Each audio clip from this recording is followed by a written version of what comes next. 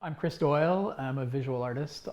Primarily what I'm making these days is based in animation work. As an undergraduate, while I was a painter, I was also I also had a second major in biology. And I think I always had one idea, one foot out, one foot in. And then all my professors were like, you've got to be an artist. I am working on a whole set of animations that are really short. If you imagine yourself kind of being inside a machine, it's a post-human environment where the machines are all part of one big ecosystem of machines. As we work with AI, there's a sort of balance between how human these machines will be and at what point do we lose control of them. When our silicon overlords overtake us eventually, what part of us will they be nostalgic for? So all these issues just kind of bubbled up from thinking about animating these figures. I can get a bunch of them going at the same time, and then you'll have a real sense of what being inside the machine is like. My ideal intern is extremely focused and not bored by doing really repetitive work.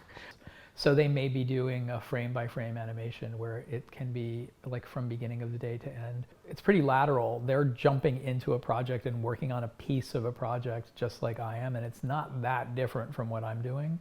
Over the course of a single semester, though, I have seen people come in with no skills in, say, animation and learn a couple different software to the point where they could actually use that in making their own work. I totally think I would have benefited from the New York Arts program. I wish that I had had, access to something like that, because I think I would have loved it. Coming to an artist studio for a couple days a week, you automatically get a view into the professional aspects of being an artist. They all are completely different. That there's a lovely,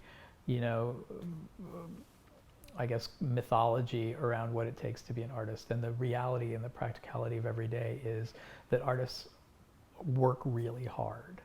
There's this idea that to be an artist you have to commit to being an artist, but the funny thing is I don't really feel like you have to commit to it. I think that you just can't help it.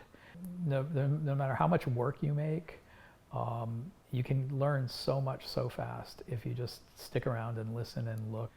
And that's when it's most successful, when I convince them that they're happy making art.